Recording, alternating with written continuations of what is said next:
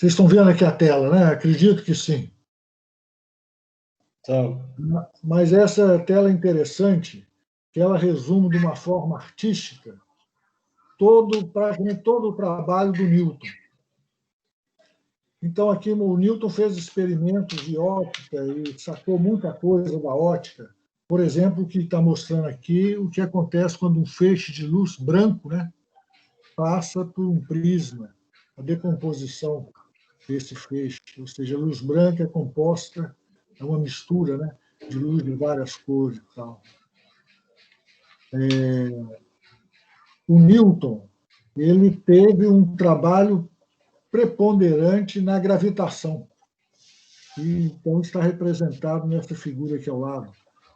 O último tópico que nós vamos ver nesse curso vai ser justamente a gravitação de Newton, ou seja, a chamada quarta lei de Newton, né? A lei da gravitação de Newton, um desdobramento dela, que está, então, ilustrado aqui. Aqui um telescópio e a Lua, né? Um mastro aqui perto de nós. O Newton, foi ele que bolou e construiu o primeiro telescópio de reflexão. Antes dele, os telescópios que tinham o que nós podemos chamar de lunetas. Eram feitas inteiramente com lentes.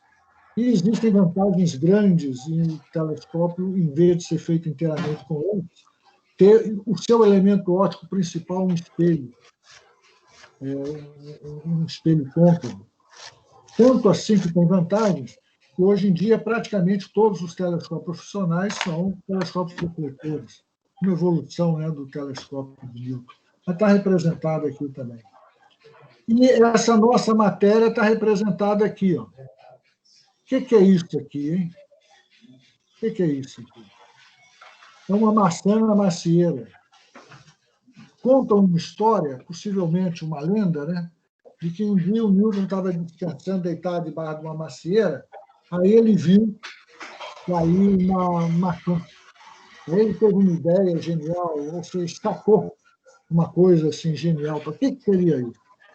E a mesma força que faz com que uma maçã, a mesma física, podemos falar, né? A mesma força, a mesma física, que faz com que a maçã caia de uma árvore, ali na grama, abaixo da árvore, é aquela força, é aquela física que faz com que a Lua fique girando em torno de nós, que mantém a Lua girando em torno de nós.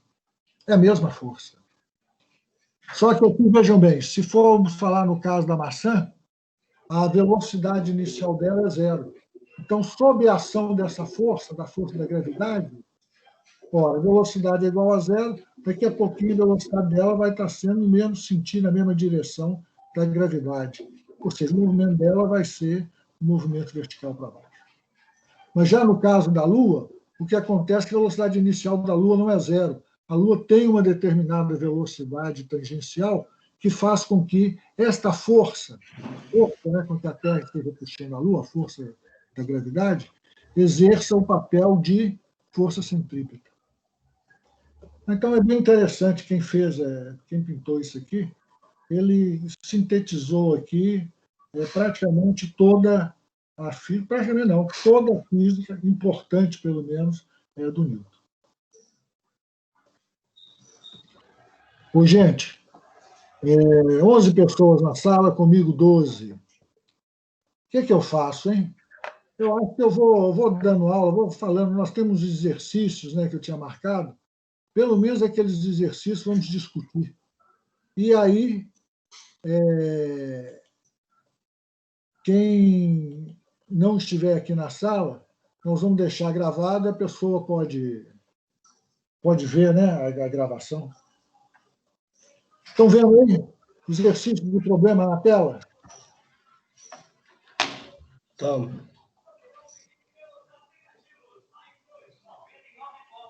Problema 57. Um estudante tenta erguer uma corrente que consiste de 3 elos idênticos. Cada elo possui massa tanto, massa M. A corrente de 3 peças é conectada a um fio e depois suspensa verticalmente, com o estudante segurando a extremidade superior do fio e puxando de baixo para cima. Ele está puxando o fio aqui. Em função da força de puxar do estudante, uma força de baixo para cima, vamos chamar uma força F, é aplicada sobre a corrente pelo fio. Então, a corrente toda sofre uma força, tem ação de uma força F, 12 newton, uma força F, na vertical para cima. Desenhe um diagrama do corpo livre para cada elo na corrente e também para a corrente toda, considerada como um corpo único. E B, use os resultados do item A e as leis de Newton para determinar duas coisas. Primeiro, a aceleração da corrente e, segundo, a força exercida pelo elo superior sobre o elo do meio. Vamos lá. Está a corrente aí? Então, de cara, nós podemos falar que existe uma força F agindo sobre essa corrente. Vamos fazer um diagrama do corpo livre para cada um desses elos. Vamos fazer assim tudo de uma vez. Não vou fazer para um primeiro, depois fazer. Vamos fazendo tudo de uma vez. Sobre esse elo 1 tem essa força F aplicada. Que outra força mais tem aplicada sobre o elo, o primeiro elo, o elo lá de cima? Nós vamos chamar elo 1. Força da gravidade, não é isso? Força da gravidade que se aplica a cada um dos elos em separado. Como cada elo tem uma massa m, então a força da gravidade em cada elo vai ser a mesma, vai ser mg. Aí, para facilitar a nossa visualização, as forças sobre o elo 1, lá de cima eu vou colocar em azul, sobre o elo 2, o do meio, em vermelho, e sobre o elo de baixo, em verde. Perfeito?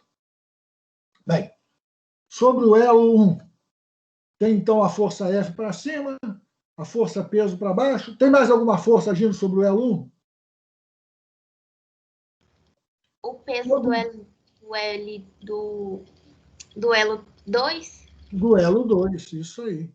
Ou seja, o elo 2 está puxando o elo 1 para baixo, com uma força nós podemos chamar F21, F de 2 sobre 1.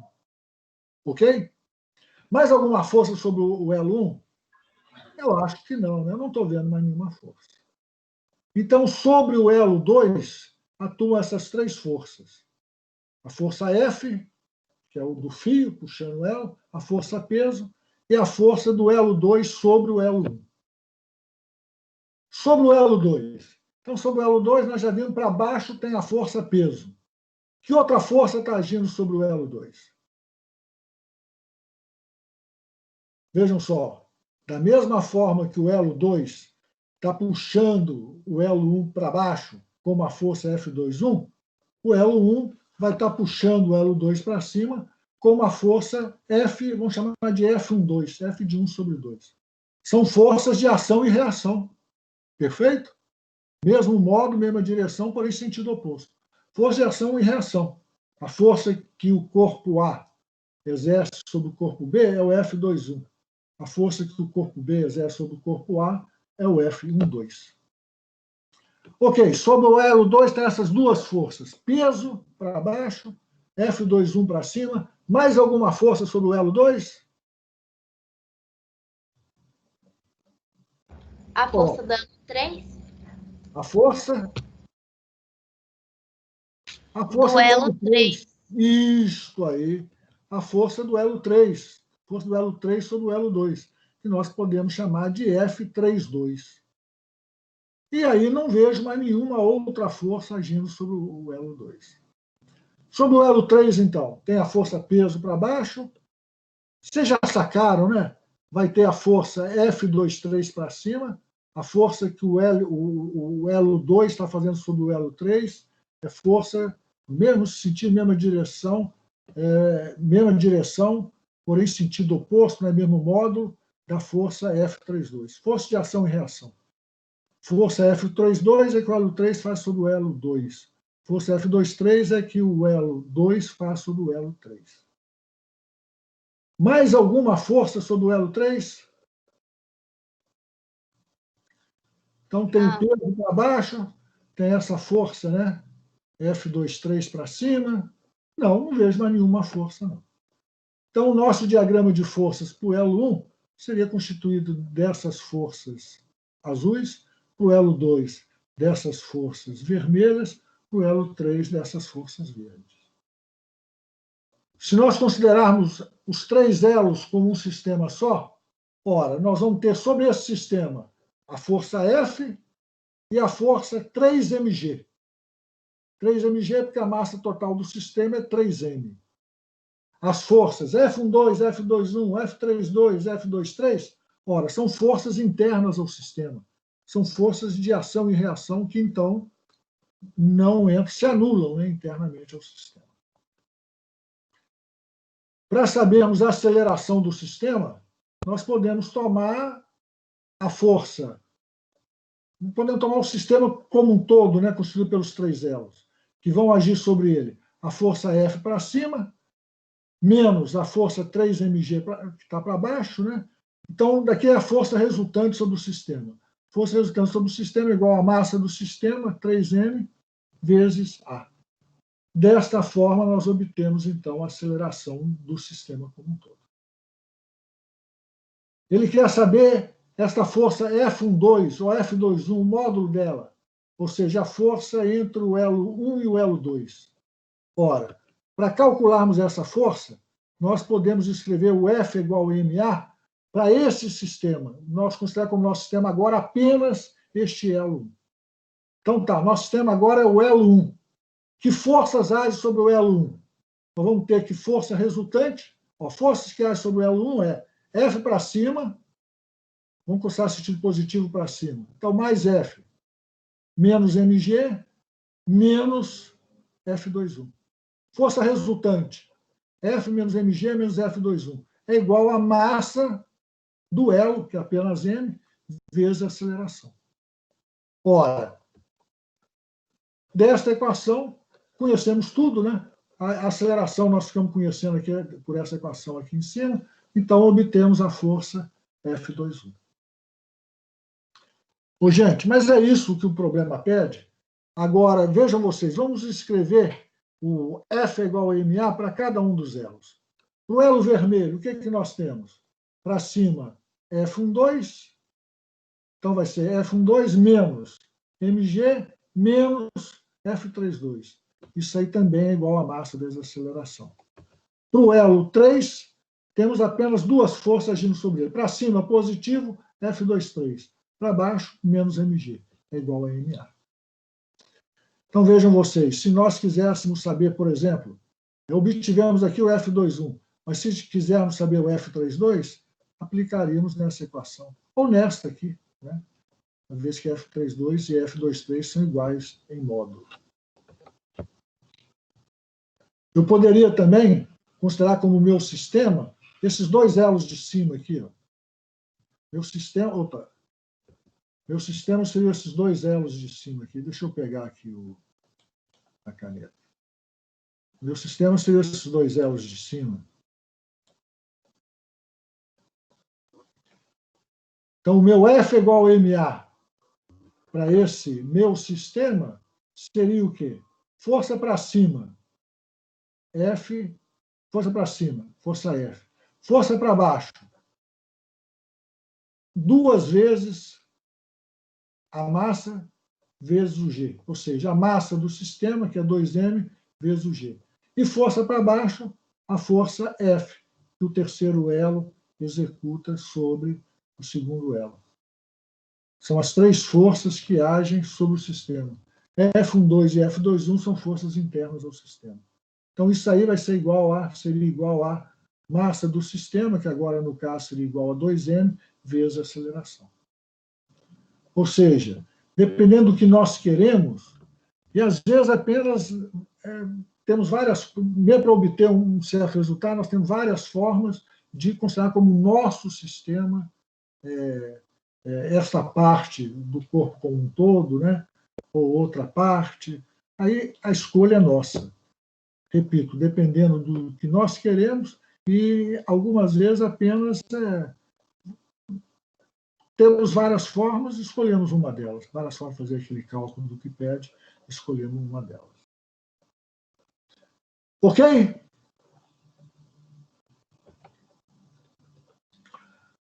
Problema 457.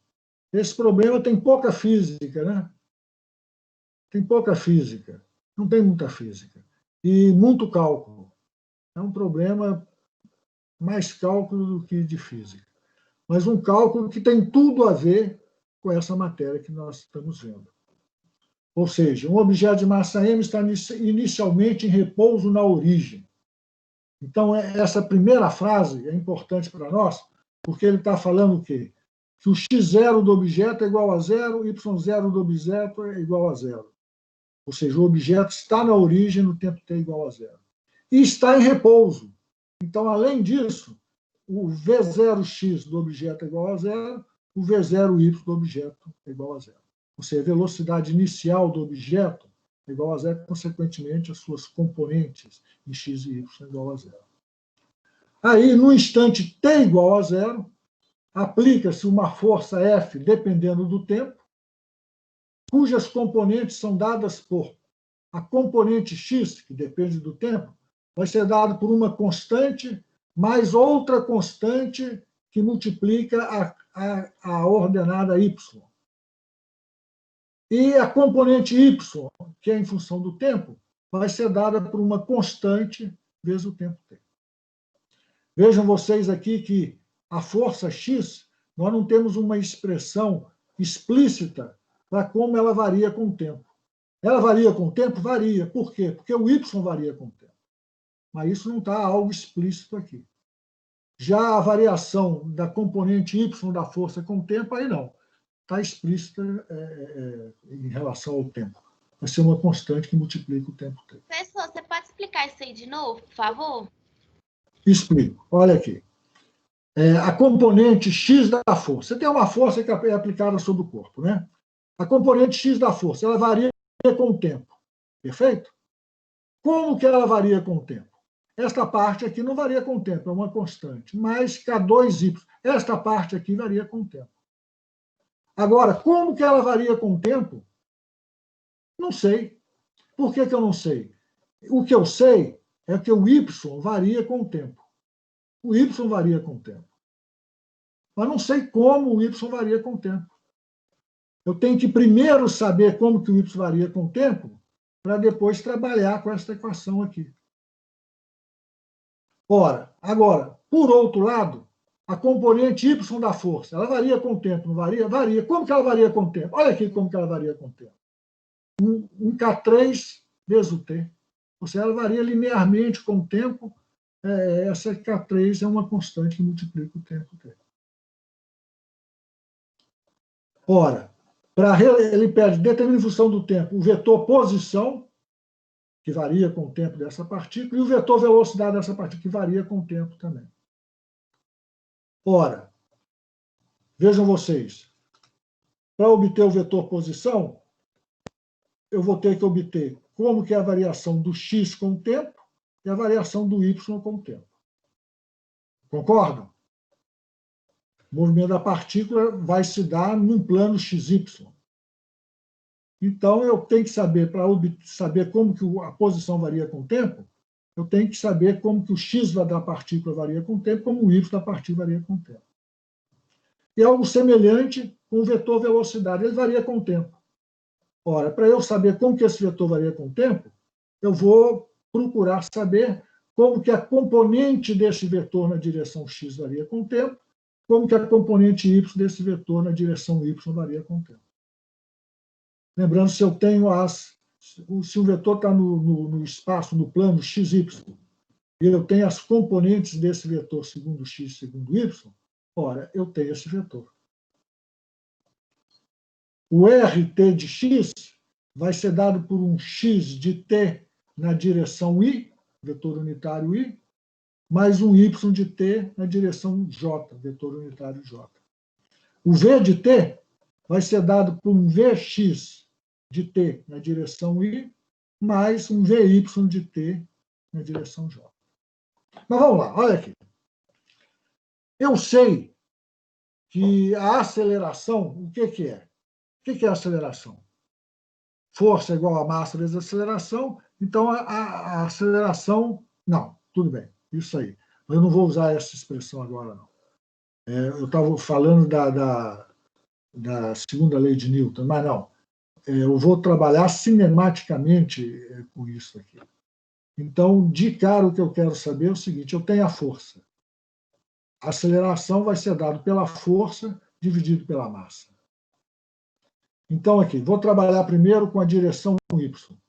Eu tenho que a força que age sobre o corpo é dada por K3 sobre T. Então, a aceleração do corpo na direção y vai ser dada por K3 vezes T dividido por M. Ou seja, K3 dividido por M vezes T. Mas nós vimos, né, primeira aula, não sei, segunda ou terceira aula, definição da aceleração. Aceleração instantânea vai ser dada pela derivada da velocidade em relação ao tempo. Aqui estou chamando a atenção que a velocidade é função do tempo. A é igual a dv dt. Ora, se A é igual a dv dt, eu posso pegar esse dt aqui e multiplicar para o outro lado, ou seja, eu vou ter que dv é igual a dt. Salientando aqui, v em função do tempo, A em função do tempo. Tudo bem até aí? dv igual a dt. Nós já usamos essa expressão aí outras vezes, né? Ora, se eu tenho uma igualdade, eu posso integrar os dois lados dessa igualdade e a igualdade se mantém. Ou seja, integral de dv dt vai ser igual a integral de A, integral de dv, desculpem, integral de dv apenas, vai ser igual a integral de A dt. Se eu faço essa integração no limite que vai de 0 a t, ora, integral de dv o que é? A integral definida vai ser o próprio v. Quando eu coloco os limites de integração, vai dar o v de t, no v de t igual a zero. V de t igual a zero é v0, então eu já sei que isso aqui é igual a zero. Bem, integral de um lado, então, vai dar v de t menos v0, vai dar v de t. A integral do outro lado, por enquanto, vamos escrever assim. Integral de A de t dt, de 0 até t. Mas vejam vocês aqui o seguinte, o que é o A de t dt? A de t dt na direção y vai ser dado pelo K3 sobre M vezes o t. Então, eu tenho que o V de t, a componente y do V de t, ou seja, o VY em função do tempo, vai ser dado por essa integral aqui, que é do AY em função do AY em função do tempo. Então, eu vou integrar esse AY no tempo t. Ou seja, AY, que é o K3mt dt. Ora, para fazer essa integral, vocês vejam o seguinte, K3 sobre M é uma constante, pode cair para fora da integral, então eu vou ter K3 sobre M, que multiplica a integral de t dt.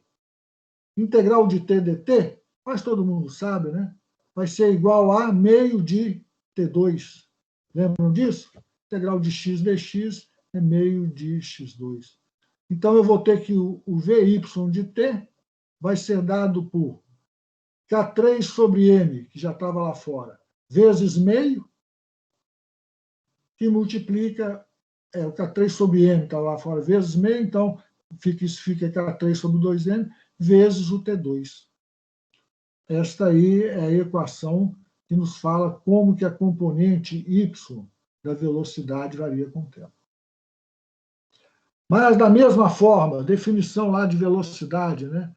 V é igual a dx dt. Se falarmos na direção y, componente y da velocidade em função do tempo vai ser dado por dy dt, y em função do tempo.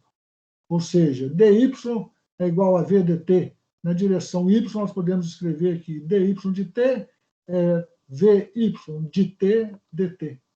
Ou seja, da mesma forma que tínhamos aqui, nós vamos ter o resultado dessa integral como sendo y de t menos y0, né? Ou seja, integral de dy é y, aplicamos o limite de integração, y de t menos y de t igual a zero, isso aqui é igual a zero, já sabemos.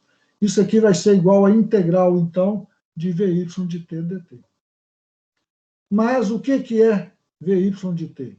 Vy de t é o que nós obtivemos aqui.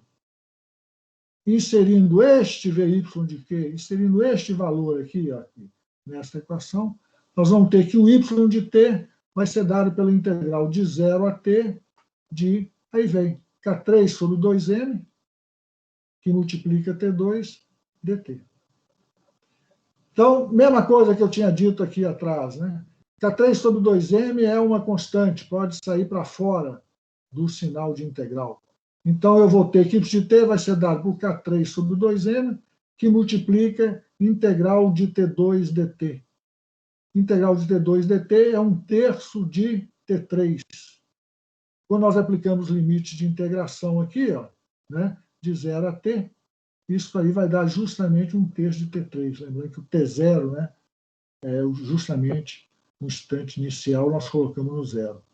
Ou seja, obtemos uma expressão para o y de t em função do tempo, como? Está aqui o valor dela. Tá legal isso, gente? Tá legal ou está confuso? Ora, aqui nós já obtemos, então, o y de t. Se eu pego este y de t e coloco aqui nessa equação, aí, então, agora eu passo a conhecer o fx de t explicitamente em função do tempo. Ou seja, agora eu escrever esta função da força, da componente x da força, em termos explícitos do tempo. Ou seja, ela vai depender de T3. E aí vem, né, a mesma coisa, a força é esta. Então, a aceleração vai ser dada pela força dividido por m.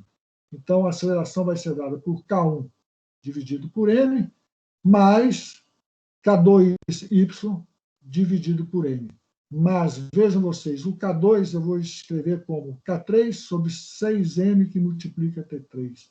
O que fica K2 vezes K3 sobre 6m ao quadrado, né, que multiplica T3. Mesma coisa que fizemos lá, V, então, vai ser a integral da aceleração. O Vx de t vai ser dado pela integral de K1 sobre m, mais esse outro termo aqui, ó, dt. Aqui teria que ter um outro parênteses, eu esqueci de colocar. Ó. Integral de dois termos. Integral do primeiro termo, isso aqui é uma constante, se multiplicar por t. Integral do outro termo, isso aqui é uma constante, então vai ser uma constante multiplicada integral de t3, vai dar 1/4 de t4.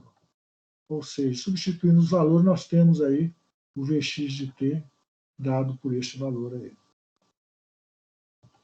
Para obtermos o y de t, nós vamos integrar novamente essa equação aqui em relação ao tempo. Integrar isso aqui em relação ao tempo. Também, sempre, né, de 0 a t. Aí essa integração vem, ou seja, vai ser uma constante que multiplica t, integral é meio de t2. Substituímos aqui. Aqui, nesse outro caso, é uma constante que multiplica t à quarta. Integral, o que é? É 1/5 de t5. Substituímos, obtemos esse valor. Ora, matamos assim o problema. Temos a componente y da velocidade, como que ela varia com o tempo. Temos a componente x da velocidade, como ela varia com o tempo. Temos a componente y da posição, como que varia com o tempo. E temos a componente x da posição, como que ela varia com o tempo. Ou seja, o vetor posição vai ser dado pela componente x, o vetor velocidade primeiro, vai ser dado pela componente x da velocidade, que multiplica o vetor unitário na direção x, mais a componente y da velocidade, que multiplica o vetor unitário j, ou seja, o vetor unitário que está na direção y. Não sei se vocês têm costume, né, usar os vetores unitários i, j e k. Vetores são vetores de módulo 1, na direção, o i na direção x, o j na direção y e o z na direção k. Algo semelhante, então, para a posição. O r de t vai ser dado pelo x de t na direção i. Cadê o x de t? Essa expressão aqui, ó, na direção i, mais o y de t, essa expressão aqui na direção j. Ok? Algum de vocês consegue ver aí quantas pessoas nós temos na sala? Eu estou sem conseguir ver.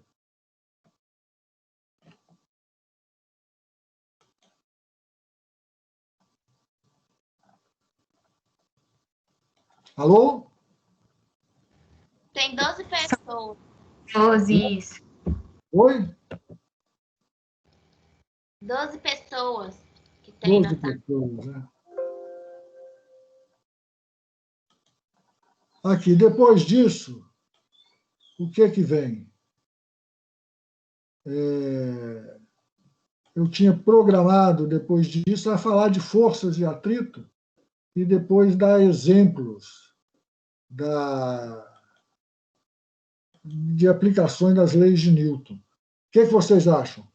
Falamos de força de atrito, mais uns 20 minutos? Pode ser, não pode? Ou não? Professor, eu tenho outra aula 2h55. Então já está quase na hora, né? Não, então vamos ficar só aí. Mas foi uma pena hoje, né, esse problema com o Teams. Na verdade, ele até sumiu daqui da minha tela. Cadê o Teams? Uai, sumiu. Que coisa, gente.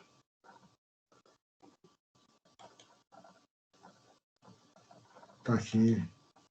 Está aqui. Mas aqui, já está aberto, então, o teste 4. Segunda-feira nós continuamos a partir daqui, tá? Vocês me desculpem, eu fiquei chateado demais, viu? Eu cheguei, abri um pouco antes da 1, aí chega algum colega de vocês chegou para cumprimentar, boa tarde, professor, boa tarde, caiu. E aí não teve mais jeito. O que eu tinha aqui, abria, aí pedia a senha, tal, senha incorreta. Ia lá, acertava outra senha, eu fiz isso várias vezes, não dava certo. Aí deletei, abri um outro, aí entrava no da universidade. Até foi difícil, até eu conseguir entrar no meu Gmail e conseguir falar com vocês. Mas aí, nesse meio termo, eu liguei para o coordenador nosso, para ver se ele me indicava, né, alguma saída e tal. Ele falou que isso tem sido muito comum, ele não sabia o que fazer. Mas uma pena. Tomara que isso não aconteça mais. Ô, gente, eu vi que nesse último teste, o teste 3, algumas pessoas foram piores. Nos testes anteriores, ninguém tinha tirado 1. Já no teste 3, teve gente que tirou 1.